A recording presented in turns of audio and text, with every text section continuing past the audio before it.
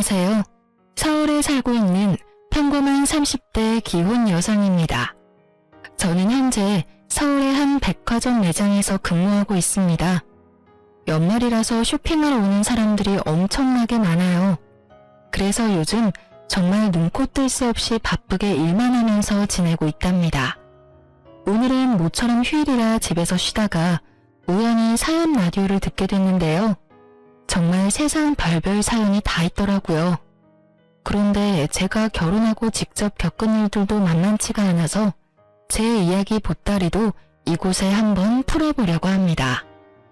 혹시 여러분은 연말과 연초 어떻게 보낼 계획이세요? 저는 12월 열심히 일하고 1월에 남편과 겨울 춘천 여행을 가기로 했습니다. 춘천에 시숙과 이혼한 형님이 가게를 하나 오픈했거든요. 사실 오픈한 지는 꽤 됐는데 제가 바빠서 못 갔어요. 처음에는 남편과 제주도로 겨울 여행을 가려고 했었는데 기왕이면 여행 가는 김에 형님도 만나려고 춘천으로 변경했어요. 사실 저는 이혼한 형님과는 언니 동생 하면서 둘도 없는 친자매처럼 지내고 있거든요.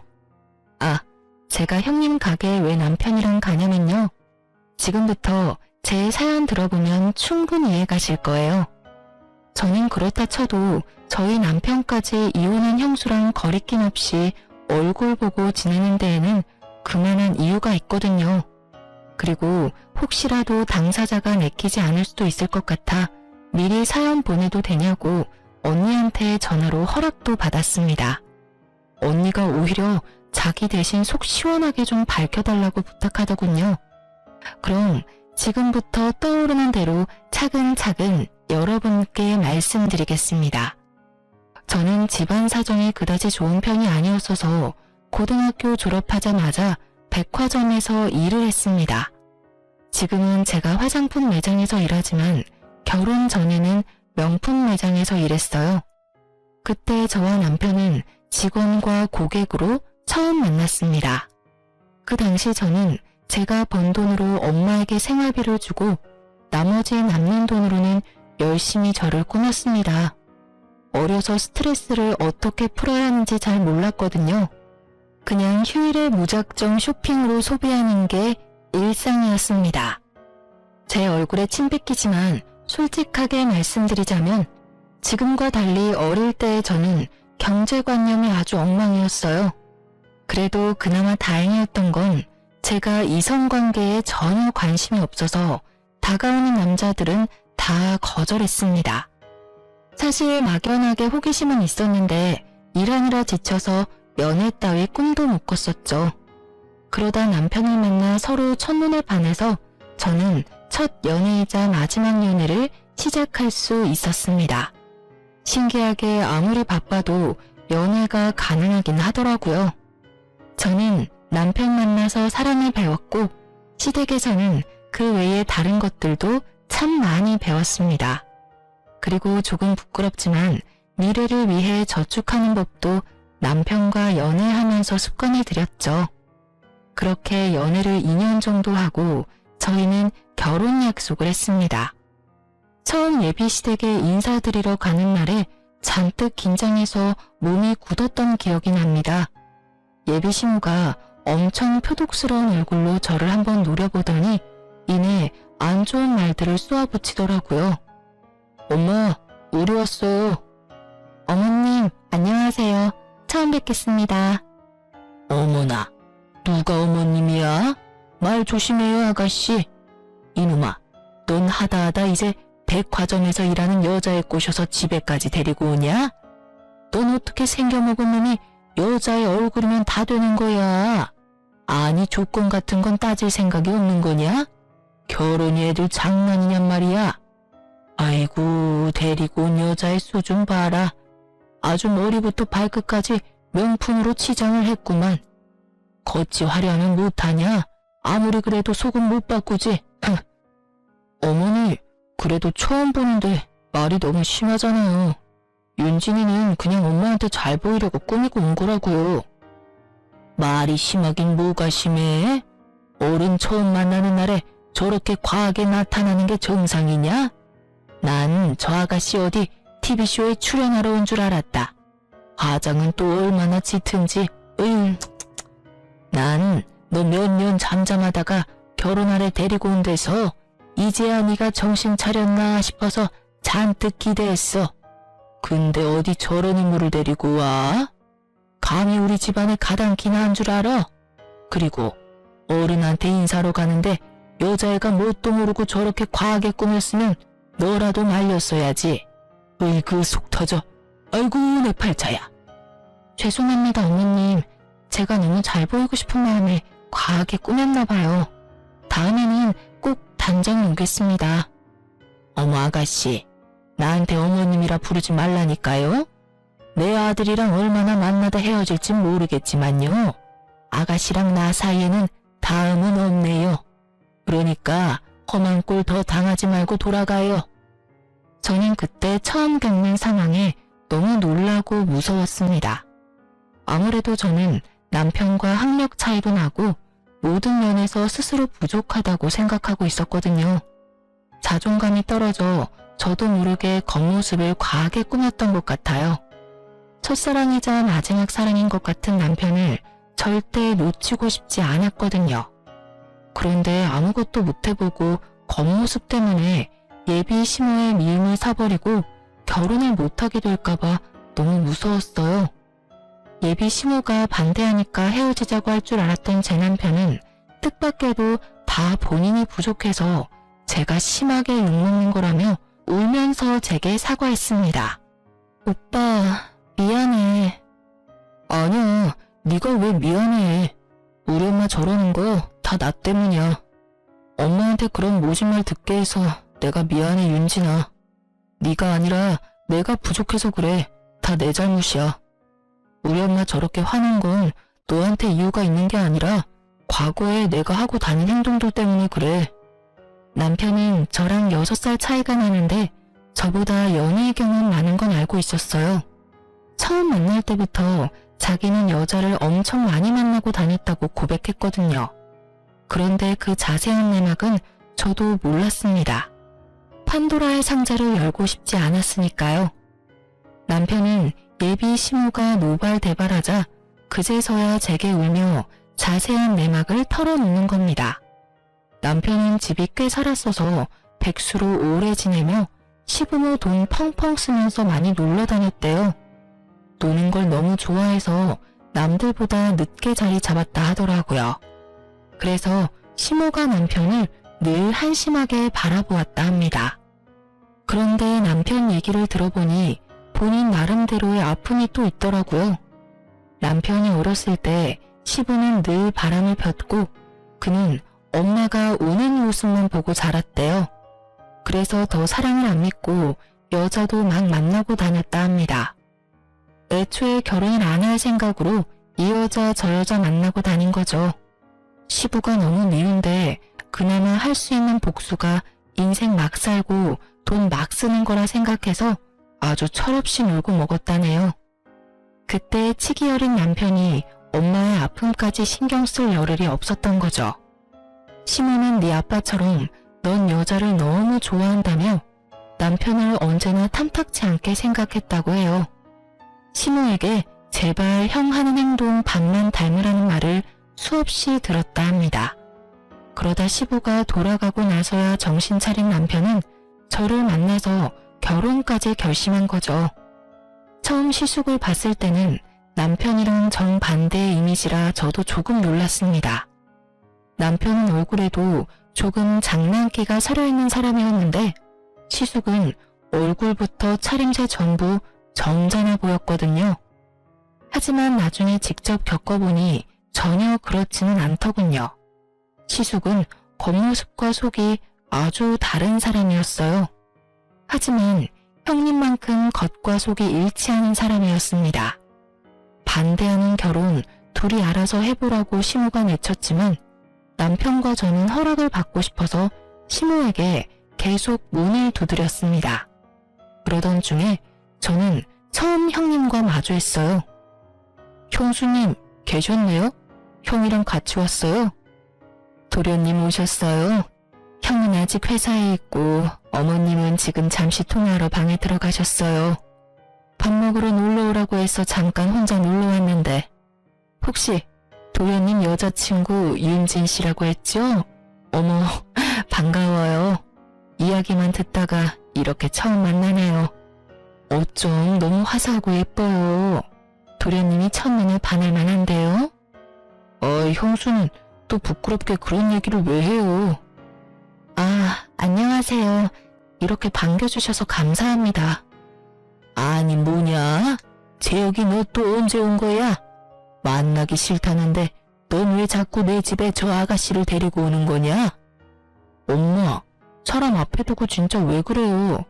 끝까지 반대한다 하셔도 저희 결혼할 거예요. 그럼 내 허락 없이 하면 둘이 결혼하면 될걸. 이렇게 찾아와서 고집 부리는 이유가 뭐야? 네 형수 모처럼 나 만나러 집에 왔는데 너랑 네 여자친구가 우리 시간 다 망치는구나. 어머님, 저는 괜찮아요. 도련님도 얼른 장가가야 하잖아요. 저는 도련님 여자친구 처음 봐서 너무 신기하고 좋은데요. 아가, 저는 편 들어주지 마라. 아이고, 내 정신 좀 봐라. 너 저번에 먹고 싶단 오이소박이 내가 해놨으니까 쟤들 보내고 얼른 누룽지 끓여서 우리끼리 먹자.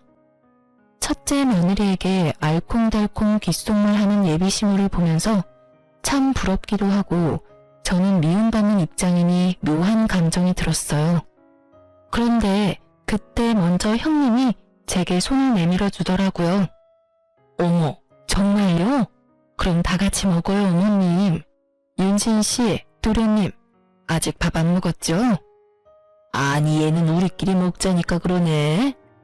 에이, 제가 만든 건 아니지만 어머님 오이소박이에 저 엄청 자부심 있잖아요.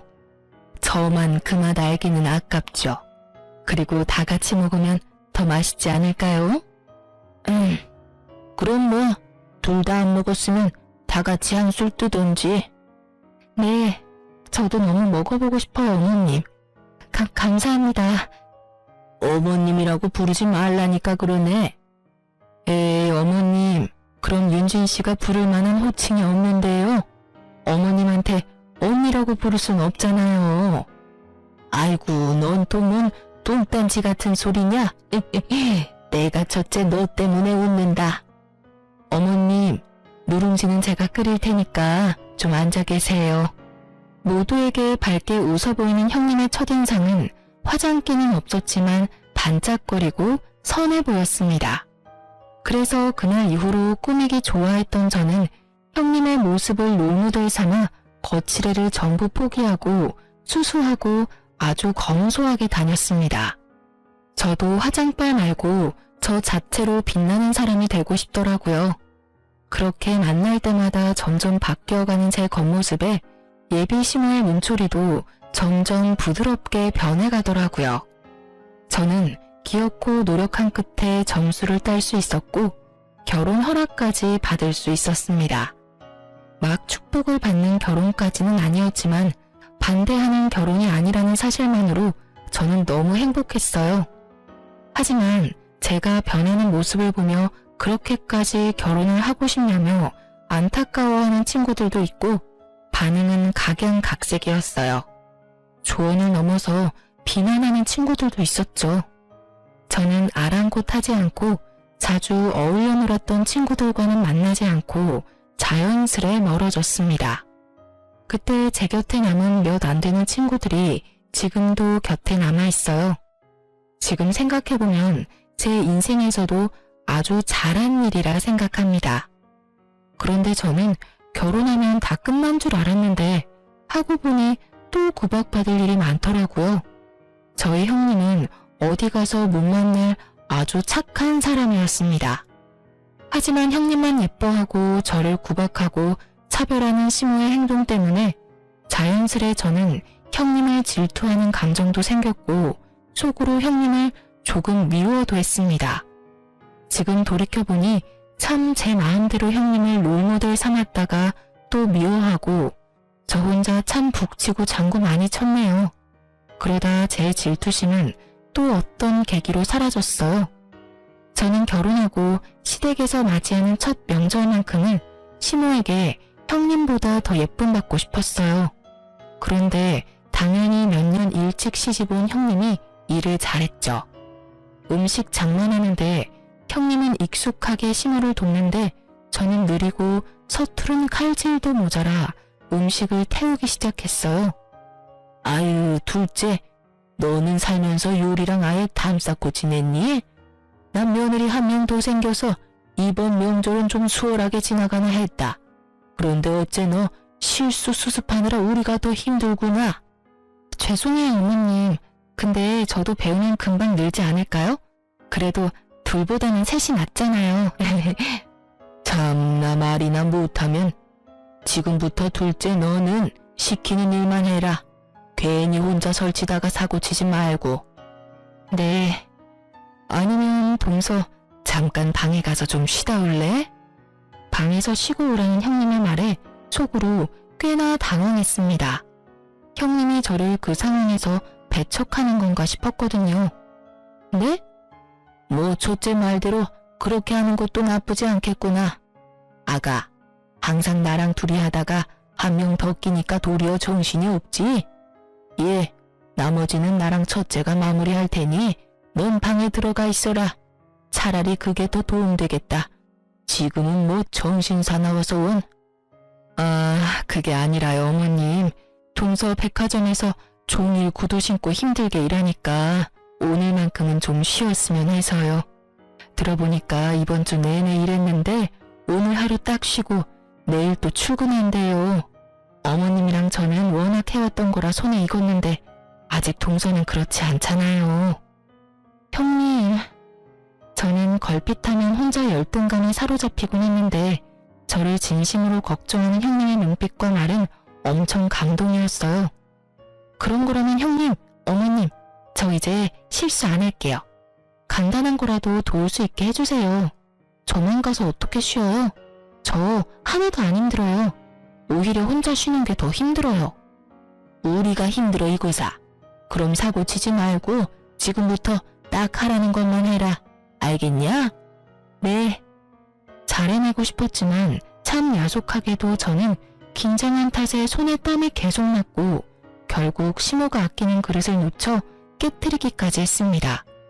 쨍그랑하는 소리에 시모는 참을 대로 참았다며 제게 소리를 질렀어요. 너 정말 오늘 와서 사고만 치고 한 게 뭐가 있냐? 그거 첫째가 선물해준 비싼 접시야. 너 이 귀한 접시 어떡할 거야? 어머님, 정말 죄송해요. 손이 미끄러워서 그만. 넌 어디 네 형님 반만이라도 따라가 봐라. 내가 업고 다니지.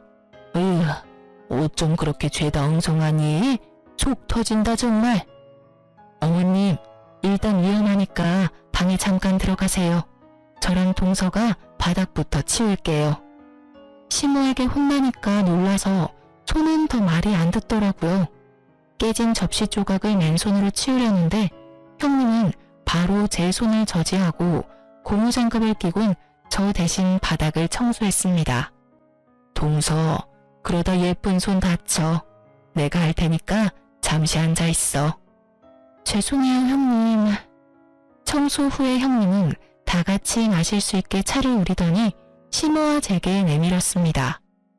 놀라서 몸이 굳었을까 봐요. 아가, 역시 너는 센스가 타고났구나. 에이, 어머님, 혹시 저 처음 시집 왔을 때 기억나세요?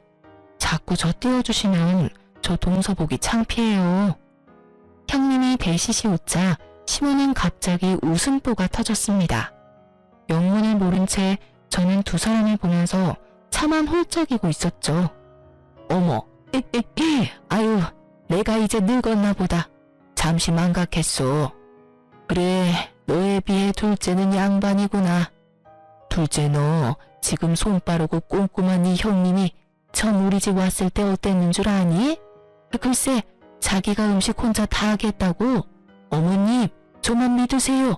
하길래 믿고 외출하고 돌아왔더니 글쎄, 해 떨어질 때까지 거실 소파에 대자로 뻗어 자고 있었단다.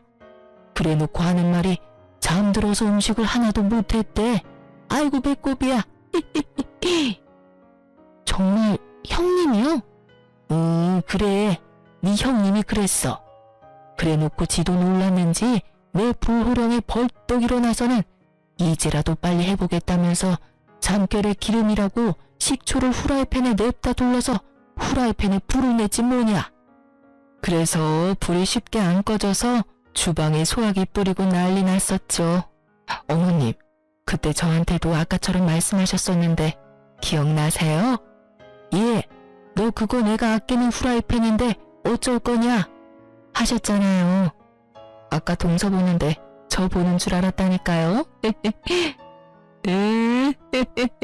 그래, 그랬었지. 너 정말 손 많이 갔어. 저 혼나느라 눈물이 마를 날이 없었잖아요. 신나서 형님의 실수 에피소드를 말하는 시모와 맞장구 치며 웃는 형님을 보면서 비로소 긴장이 풀리더군요. 형님이 일부러 저 덜 혼나게끔 옛날 이야기를 꺼낸 것 같아서 그 마음이 참 고마웠습니다. 그렇게 저는 시모에게 혼날 때도 있었지만 형님에게 위로도 받고 점점 살림에 익숙해지고 시댁 식구들에게 스며들어갔습니다. 그러다 보니 시모의 불호령은 점점 사라졌고 저도 둘째 며느리로서 예쁨을 받으며 지냈어요. 하지만 그 행복도 길지 않았습니다. 얼마 안가 시모가 교통사고가 크게 났거든요. 시모가 그때 심하게 다쳐서 저와 남편도 물론 많이 슬퍼했는데요. 시모 교통사고 소식에 저희 부부와 시숙보다 형님이 더 많이 울었고 울다 실신까지 했습니다. 어머님, 일어나 보세요. 어머님, 저희 왔어요. 형님, 괜찮으세요? 저는 쓰러진 형님을 챙겼고 형님은 제가 생각했던 것보다 강했습니다. 다시 정신 차리자마자 시모를 간병할 준비를 하더군요. 그리고 의외로 효자인 줄 알았던 시숙은 잠깐 얼굴을 비추고 병원에는 잘 나타나지 않았습니다. 형님은 그런 무심한 아들을 대신하듯 중환자실 면회 때 그 잠깐에도 따뜻한 물수건을 미리 준비해서 시모 얼굴과 손, 발을 열심히 닦아냈습니다. 저와 남편은 그런 형님을 보고 또 한 번 많이 배웠습니다. 그리고 형님은 시모 누워있는 동안 혈액순환이 잘 되어야 한다며 짧은 면회 시간 끝날 때까지 발바닥을 열심히 주물렀죠. 그 사랑 덕분인지 시모는 회복이 빨랐고 의식을 차린 후 일반 병동에 옮겨졌습니다. 얘들아, 고맙다. 내가 너희한테 큰 빚을 졌구나. 빚이라니 어머님, 그런 말씀 마세요. 당연히 저희가 해야 할 도리를 한 거니까요. 어머님, 저희들 다 너무 걱정했는데 특히 형님이 어머님 정말 열심히 간호했어요. 첫째 아가도 둘째 아가도 다들 고맙구나. 그런데 재호가, 네 형 재훈이는 어딨냐? 어머님, 그이는 일이 바빠서 오늘 못 왔어요. 죄송해요. 아니다, 괜찮다. 안 보여서 하는 말이지 뭐. 엄마, 형 대신 내가 있잖아. 이제 절대 아프면 안 돼요, 엄마. 그래, 이제 그럴 일 없을 거다. 내가 우리 아들들한테도 고마워. 그나저나 재훈이도 얼굴 보고 싶었는데 요즘 일이 많이 바쁜가 보구나. 그때 형님은 어딘가 불편한 얼굴로 웃어 보였어요.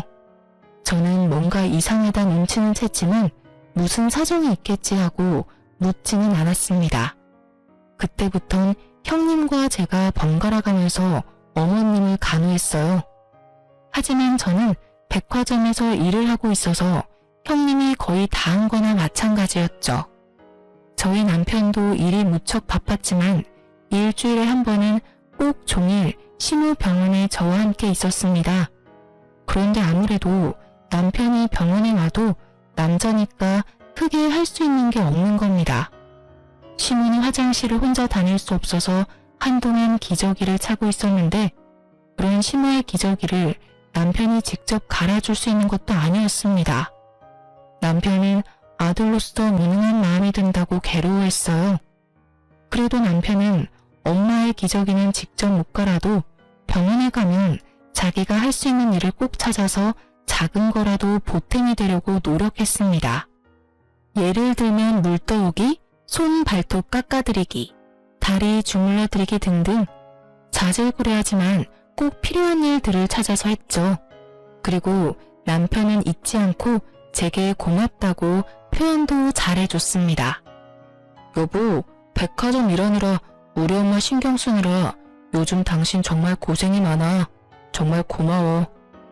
나만 고생인가? 모두가 고생이지. 난 괜찮아. 그리고 형님이 거의 어머님 간병 다 하고 있잖아. 그나저나 형님 요즘 얼굴이 너무 수척해졌던데 걱정이야. 그럼 내일은 잠깐이라도 당신이 형수랑 몸보신할 겸 밖에 나가서 맛있는 거 사 먹고 와. 잠깐은 나 혼자 엄마 옆에 있어도 되지 않을까? 그래, 좋은 생각이네. 그렇게 저는 남편과 어머님을 보러 갔는데 시모는 갑자기 아들 낳아봤자 키워봤자 다 소용없는 거라고 한숨을 깊게 내쉬었습니다. 다 소용없어. 나도 딸을 낳았어야 하는 건데. 엄마, 듣는 아들 섭섭하게 왜 그러셔? 오늘 컨디션 많이 안 좋아요? 이 여자 왜 이러실까? 우리 어머님 욕심 너무 많으시다. 이미 형님이랑 제가 딸이잖아요. 분위기를 풀어보려는 저와 남편의 노력에도 시모는 좀처럼 웃질 않았고 얼굴이 어둡더라고요. 시모 얼굴에 드리워진 그늘과 근심이 얼굴 콧배기도 안 비추는 시숙 때문이란 걸 형님을 통해 뒤늦게 알았습니다. 아까 아침에 어떤 할머니가 어머님한테 며느리는 둘인데 왜 아들은 하나냐고 했거든요. 그 말에 빈정이 많이 상하셨나 봐요. 형이 병원에 잘 안 와요? 그때 한 번 오고 안 오네요. 그 사람이 내 말은 통듣지를 않아서요. 혹시 서방님이 형한테 병원에 좀 오라고 말해줄 수 있어요? 그럼 한 번은 올 것 같은데. 형수님, 혹시 형이랑 싸웠어요? 그게... 그럼 제가 형한테 직접 말해볼게요. 남편은 어떻게 시숙을 곧장 병원으로 불렀고 시모는 큰아들 오랜만에 보고 얼굴이 밝아졌습니다. 아이고, 우리 큰아들 왔어? 아이씨, 엄마, 아직도 소변줄하고 있어요? 병실에 지린내가 진동하네. 저건 도대체 언제 떼는 건데? 그런데 시숙은 잠깐 왔는데 오자마자 한다는 말이 너무 충격적이었어요. 인사도 없이 그 말을 남기고 시숙은 인상을 팍 쓰고 병실을 나가버렸어요. 그 모습에 충격받은 듯한 시모의 얼굴 보고 제 남편은 오히려 애써 아무렇지 않은 듯 너스레 떨었어요. 소변통 들고 비우고 온다 말하며 뒤따라 병실을 나갔습니다. 엄마, 나 이거 소변통 비우고 형 찾아올게요. 바람핀 시부가 죽고 유산은 많이 남겼지만 그 돈으로 1인 병실 안 쓴다던 시모였어요. 하지만 저희 남편이 절대 1인실 아니면 2인실 해야 한다고 고집부려서 시모는 2인 병실 쓰고 있었습니다. 만약 시모가 다인실을 쓰고 있었으면 시숙의 망언이 사람들 앞에서 무슨 망신이었을까 아찔했습니다. 게다가 한 명이지만 다른 환자도 있는 곳에서 큰아들한테 무시당한 시모가 꽤나 큰 충격을 받았는지 눈가에 눈물이 맺히는 걸 볼 수 있었어요. 근데 저놈이 지금 나한테 무슨 말을 한 거냐? 어머님, 괜찮으세요? 좀 망할 놈의 자식이. 형님이 시모를 챙기는 사이 저는 혹시 몰라 남편을 따라 나섰습니다. 그때 처음으로 형한테 반기를 든 남편을 보게 됐습니다. 소변통 든 저희 남편이 흥분해서 시숙이랑 싸우고 있었죠. 야, 너 어떻게 말을 해도 그따위로 해? 형한테야? 너? 참나. 너 내가 경고하는데 위아래 구분 똑바로 해, 이 자식아. 아, 넌 뭐 위아래가 있어서 아픈 엄마한테 지린내가 어쩌고 막말했냐? 이제 엄마 멀쩡해 보이니까 이인실 못 쓰게 해라. 뭐? 너 지금 뭐라고 했냐? 간호사한테 당장 다인실로 옮겨달라 해. 노인네 저렇게 병원비 쓰는 만큼 나랑 네가 받을 유산 줄어드는 거야. 너 정신 바짝 차려라. 엄청난 말을 하면서도 변화없는 시숙의 얼굴을 보니 꼭 소시오패스가 따로 없었습니다. 결국 남편이 형의 멱살까지 잡아버렸고 저는 놀라서 남편에게 달려갔습니다. 여보, 근데 이 자식이 이거 안 놔? 그런데 저보다 한 발 빨리 형님이 달려갔죠. 저희 남편이랑 금방이라도 치고 받고 싸우려는 시숙을 보고 일침을 가하는 형님이었습니다. 당신이 잘못한 거 맞잖아. 왜 서방님을 때리려고 해? 가족들 앞에서는 적어도 돈 욕심 티 안 낼 수 없어? 창피하다 정말. 형님의 말에 시숙은 싸늘하게 비웃으며 말했습니다. 네가 뭔 상관이야? 이제 이 집안이랑 상관도 없는 게 어디서 질척거리고 있어? 저리 안 꺼져? 시숙의 말에 순간 남편과 저는 벙찌고 말았고 다시 한번 다인실로 옮기라는 경고를 남기고 시숙이 사라지자 형님은 아이처럼 주저앉아서 엉엉 울었습니다. 나 어떡해요 서방님. 동서 나 어떻게 살아 이제? 형님 왜 그래요? 무슨 일 있어요? 형수 왜 그래요? 저는 아니 형이 형수님한테 왜 저렇게 말해요? 서방님 형 어떤 젊은 여자랑 바람났어요. 당장 이혼하재요. 네? 형님은 시숙이 바람피는 걸 알면서도 지금까지 살뜰히 심호 병수발 들고 있었던 겁니다.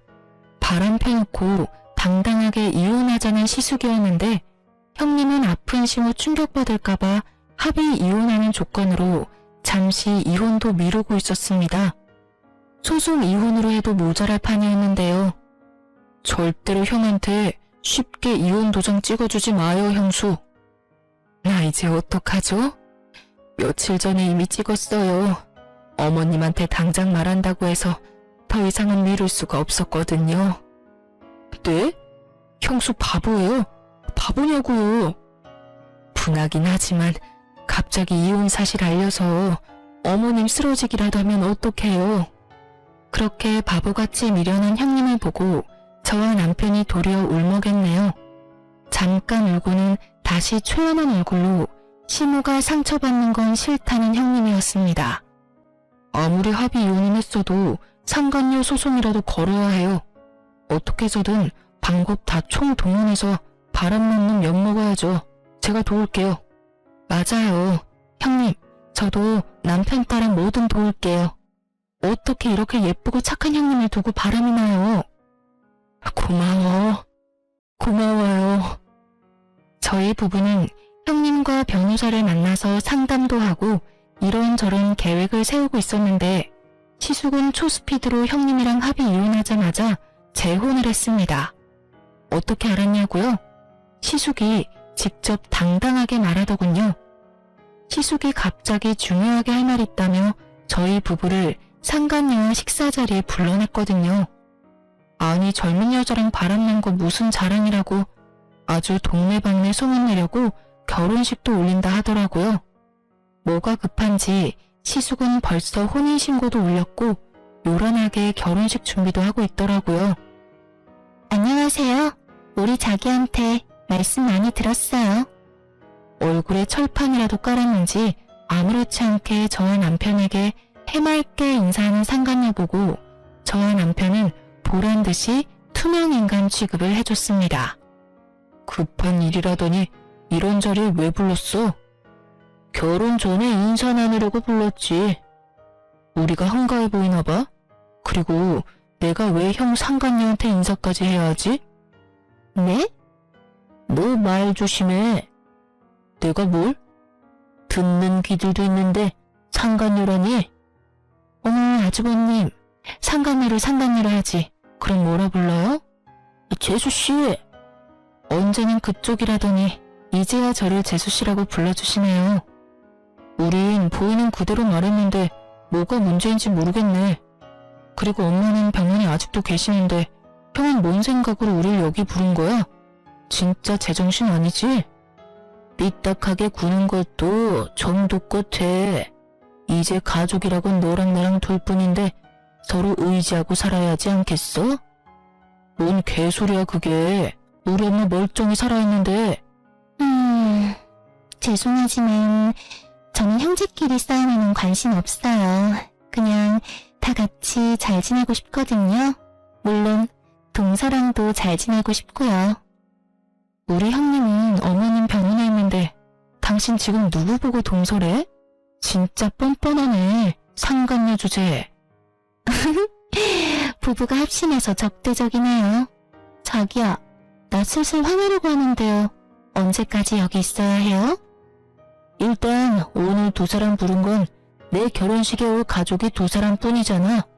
와서 자리 좀 채우라고. 형, 아까부터 왜 엄마 없는 사람 취급하냐니까? 그럼 노인네 소변줄 달고 결혼식 오라 해? 진짜 아주버님 그렇게 안 봤는데 정말 이기적이네요. 우리가 왜 참석해야 해요? 전 절대 그 결혼식 안 가요. 그럼 재주씨는 오지 말던가요. 됐고, 야, 너만 와. 아니, 나한테 가족은 지금부터 형 제외하고 딱 3사람이야. 엄마, 이 사람, 형수. 네가 엄마 없는 사람 취급하니까 나도 지금부터 너 없는 사람 취급해줄게. 뭐라고? 안 그래도 상간녀 소송 들어와서 골치 아픈데 너까지 머리 아프게 하지 마. 어머머, 여보, 아주버님 모르셨나봐. 우리가 형님 도와서 소송한 건데 말이야. 뭐라고요? 참나 기가 막혀서. 자기야, 가만히 듣고만 있을 거야? 아니, 있어봐봐 좀. 지금 재수씨가 말한 거 다 사실이야? 그래, 내가 배신당한 불쌍한 형수님 도왔다. 형, 너 그러다 천벌받아. 너 진짜 돌았냐? 형제지간 배신하고 남인 네 형수 도와주는 게 말이 돼? 엄마가 알면 가만 계시겠냐? 정말 양심도 없다. 형수는 남인데도 아픈 우리 엄마 자기 엄마처럼 지극정성으로 관했어.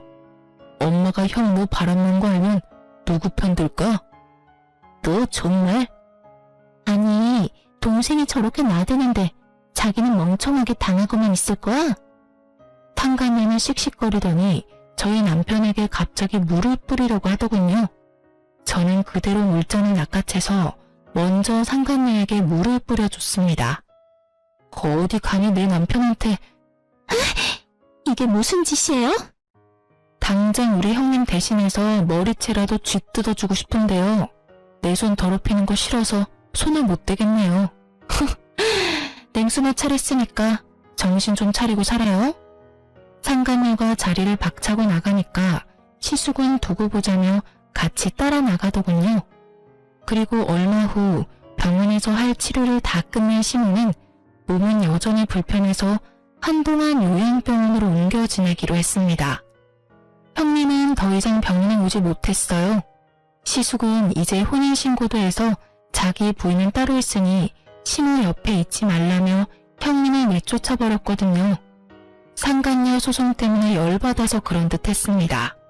어머님, 앞으로 저 없을 때는 간병인이 올 거예요. 간병인? 혹시 첫째한테 무슨 일 생긴 건 아니지? 시모는 영문도 모른 채 갑자기 사라진 형님을 계속 찾았습니다. 형님을 걱정하는 시모에게 결국 저희 부부는 사실대로 털어놓았어요. 사실은요, 어머님. 엄마, 놀라지 말고 잘 들어요. 모든 이야기를 전해 들은 시모는 충격을 받은 듯해 보였지만 쉽게 무너지지 않았어요. 아주 비장한 표정을 지어 보였습니다. 있어 봐라. 내가 알아서 하마. 그 말 한마디가 얼마나 든든하고 멋져 보였는지 모릅니다. 그 이후로 시모는 온 가족을 시모의 요양병원에 다 불러 모았습니다. 이번엔 시모에게도 인사를 시킬 생각인지 시숙이 재혼한 상간녀를 데리고 나타났습니다. 엄마, 좋았어요. 그래, 장남 왔냐? 동 얼굴 보기 어렵구나. 얼마 만에 보는지 모르겠어. 죄송해요. 그럴 일이 좀 있었어요. 안녕하세요, 어머님. 그쪽은 누구? 엄마 아픈 사이에 저한테 많은 일들이 있었어요. 다 말씀은 못 드려요. 부부간 말하지 못할 사정이 있었거든요. 그 사람이랑은 이혼도 합의해서 잘했고 저는 진짜 제짝 만나서 재혼했어요. 시숙이 말을 워낙 청산유수처럼 해서 가만 들어보니 마치 본인 잘못한 거 하나도 없다는 듯 상황 설명을 하더군요. 그래서 뭐 이혼했다는 거냐? 예. 재혼도 그 사이 했고? 네. 결혼식은 좀 이따 올릴 건데 혼인신고 먼저 했어요. 그래서? 왜? 그동안 코빼기도 안 보이더니 이제서야 새 부인 데리고 나타난 이유가 뭐냐? 그게 저 요즘 사업이 좀 어려워져서요. 엄마가 좀 도와주셔야겠어요. 그래? 2억 정도 필요해요. 2억 달라는 말을 신우에게 아무렇지 않게 꺼내는 시숙을 보고 저와 남편은 깜짝 놀랐습니다. 뻔뻔한 것도 정도가 있잖아요. 게다가 시숙은 결혼식 비싼 호텔에서 해야 한다며 돈을 펑펑 쓰고 있었거든요. 사업이 어려운 와중에도 시숙은 바람피고 무리하게 재혼하느라 사치하고 있었던 거예요. 놀란 저희 부부와 달리 잠자코 듣던 시모의 얼굴에는 표정 변화가 없었습니다. 안 그래도 나 죽고 나면 유산은 어떻게 할지 모두에게 말해주려고 오늘 불렀다. 내가 한 번도 돈 관련해서 따로 얘기한 적 없으니까 다들 궁금도 했겠지. 이번에 교통사고 나면서 깨달았어. 참, 언제 어디서 어떻게 죽을지 알 수 없는 게 이놈의 인생이야. 그래서 미리 내가 정리를 좀 하려 한다. 저는 그 순간 상간녀에게 해실거리며 웃는 시숙의 악마 같은 모습을 또 봐버렸습니다. 정말 역겨웠어요. 하지만 어머님이라고 눈이 없을까요? 그네, 넌 돈 얘기하니까 대놓고 좋아하는구나. 그런 거 아니에요, 엄마. 그런데 그냥 유산 나눠주면 재미없지. 나도 보험은 들어놔야 할 거 아니야? 내가 죽기 전까지 나 보살필 놈한테 더 많이 줘야지. 안 그러냐? 그럼 이제 말해봐라. 나 요양병원에서 퇴원하면 첫째, 둘째 중에 어느 집으로 가면 되냐? 그게... 시모의 말에 시숙은 머뭇거렸고 남편은 그런 시숙을 비웃었습니다. 엄마, 둘째 아들이 모실게요. 네, 어머님, 저희 집으로 오세요. 그러자 시숙은 아니라며 장남이 모시겠다 소리쳤죠. 무슨 둘째 집에 가요? 엄마는 장남이 모셔야지. 자기야, 그게 무슨 말이야? 나랑 상의도 없이 그런 게 어딨어. 그런 말은 전혀 없었잖아. 난 싫어. 상간녀가 눈치 없이 시숙에게 칭얼거리자 시숙은 참지 않고 불같이 화내더라고요. 어떻게 될지 모르니까 넌 좀 조용히 있어. 에휴, 젊은 아가씨가 아주 꽉 막혔네. 나도 태어나기 전까지 고민을 좀 해봐야겠어. 그럼 이제 내 수발은 아가씨가 될 건가? 재혼했으니까 말 편하게 할게. 지금 내 상태는 알고 있고. 네? 수발이라뇨? 계속 간병이 쓰는 거 돈 아깝잖아. 내가 전보다는 나아지긴 했는데 요즘 통 화장실 가기 전에 지려서 기저귀를 다시 차고 있어. 그래도 소변줄 뗀 게 어디야? 기저귀 갈아주는 거 어렵지 않지? 저는 그런 거 못해요. 차라리 간병인을 쓰세요. 얼굴 빨개진 상간녀가 머뭇거림을 못한다 했어요. 그러자 시모는 쌍심지를 켜고 상간녀에게 말했습니다. 왜? 집에 시어머니 모시는 것도 못하겠고 병원 와서 내 기저귀 가는 거 겨우 그것도 못하겠어? 그럼 도대체 네가 할 수 있는 게 뭐야? 원래 내 큰 며느리는 더한 것도 했는데 넌 왜 못해? 그럴 거면 너 왜 내 큰 며느리 자리를 꿰차고 있는 거야? 그러자 시숙은 귓속말로 상간녀에게 쏘아붙였습니다. 귓속말이라고 하기엔 너무나 목소리가 커서 다 들렸지만요. 아이씨, 말이라도 어떻게 잘해봐. 뭐라도 좀 해보라고. 내가 뭘 어떻게 해? 아니, 어떻게 내가 더럽게 당신 엄마 기저귀를 갈아주냐고. 그러려고 내가 이 결혼한 줄 알아? 시숙은 뭐라도 하라고 눈치 주고 상간녀는 못 참겠는지 빽 소리를 지르더군요. 그 모습을 지켜보던 시모는 깔깔깔 웃으면서 병실 침대 옆 쓰레기통에 있던 자기 기저귀를 꺼내 상간녀 얼굴에 던졌습니다. 으이, 더러워 진짜. 아줌마 미쳤나봐. 이게 뭐하는 짓이에요? 뭐 만났어요? 바람 피운 건 안 더럽고. 바람 아니거든요. 사랑한 거예요. 엄마, 진정하세요. 이혼하고 만난 거라고요. 바람 핀 거 아니에요. 바람? 뭔 말도 안 되는 변명을. 넌 바람까지 펴놓고 조광지쳐 한 푼도 주지 않고 매정하게 내쫓아? 쓰레기 같던 네 애비도 그러지는 않았다. 바람은 밥 먹듯이 폈지만 돈은 나한테 다 남겼어 이놈아. 네 애비보다 더한 악마 같은 놈아. 넌 오늘부로 내 자식 아니야. 그리고 내 며느리는 여전히 딱 2명이야. 지금 내 옆에 있는 둘째 며느리랑 지금 병실 들어오는 첫째 며느리. 그때 형님이 병실 문을 열고 들어오자 얼굴이 썩어가는 상간녀와 시숙이었습니다. 어머님, 저 왔어요. 네가 여기 어디라고 와? 어라? 옆에 그 남자는 누구냐? 그새 남자도 생겼어? 웃기게도 주제에 형님 옆에 있는 남자를 은근히 신경 쓰는 시숙이었죠. 난 어머님이 오라고 해서 왔는데. 어서 와라. 마침 타이밍 잘 맞게 왔어. 형님 옆에 서 있던 남자는 다름 아닌 시모가 부른 변호사였습니다. 이제부터 정리를 좀 해보자고. 땡땡동의 5층 건물은 둘째네 부부에게 주기로 하셨습니다. 엄마, 나는요? 큰아들은요? 변호사님, 제가 받을 건요? 현재 요사님께서 살고 있는 집 말고 따로 세주고 있는 지방 아파트가 한 채 있습니다. 변호사가 뜸들이며 누구 줄지 말을 안 하니 시숙은 초조한 얼굴로 재촉하더군요. 일단 그 아파트 말고 첫째 아들분께는 통장을 남기기로 하셨습니다.